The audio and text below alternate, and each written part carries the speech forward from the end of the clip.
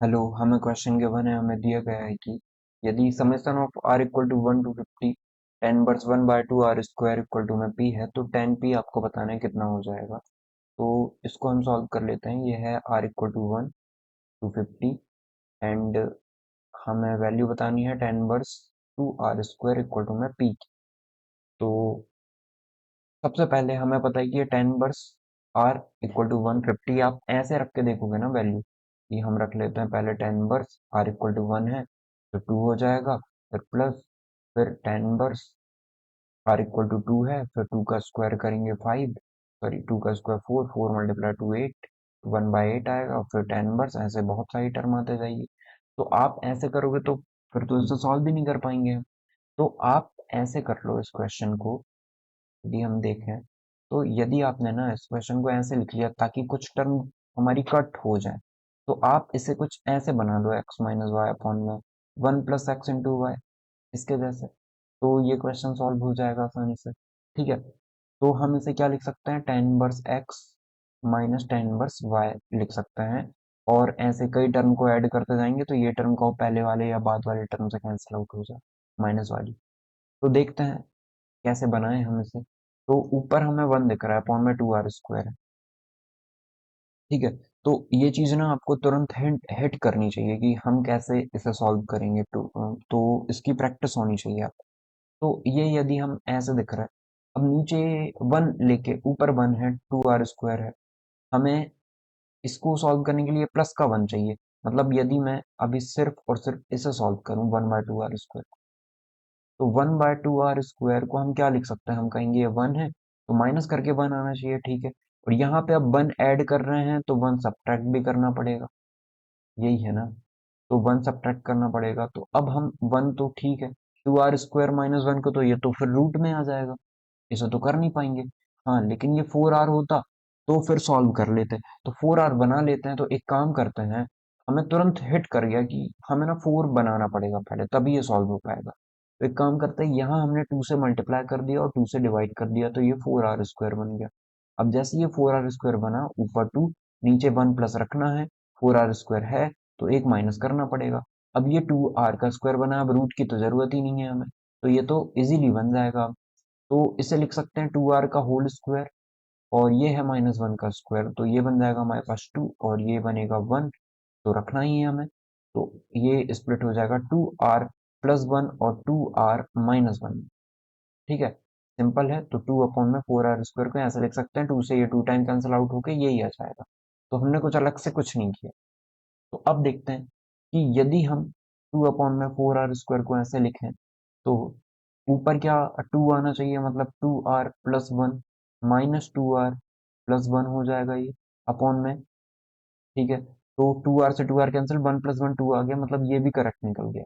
ये चीज भी करेक्ट हो गई कि 2 r + 1 में से 2 r - 1 को आप माइनस करेंगे तो ये हमें 2 दे देगा, मतलब ये करेक्ट है। तो 1 + 2 r + 1 और 2 r - 1।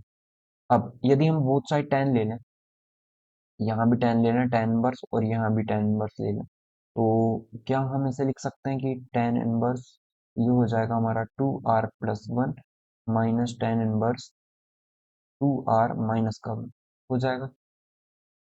ठीक है, और ये टेन इनवर्स है 2/4 r। अब हम समीशन लेते हैं, बोथ साइड समीशन। यहाँ भी समीशन, कहाँ से कहाँ तक, ये r की वैल्यू 1 से लेके 50 तक है, यहाँ भी 1 से लेके 50 तक कर देते हैं r की। अब अब हम यदि इस पे रखें वैल्यू, तो t1 कितना निकल जाएगा,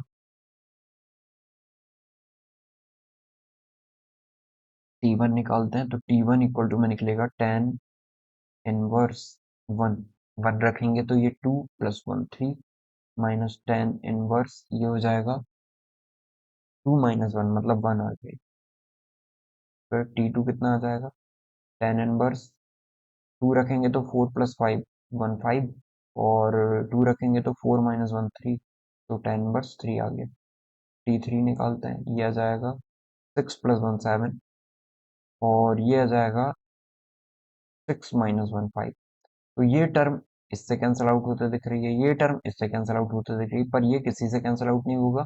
ये टर्म बाद वाले से कैंसिल आउट हो जाएगी। टी 50 कितना आ जाएगा?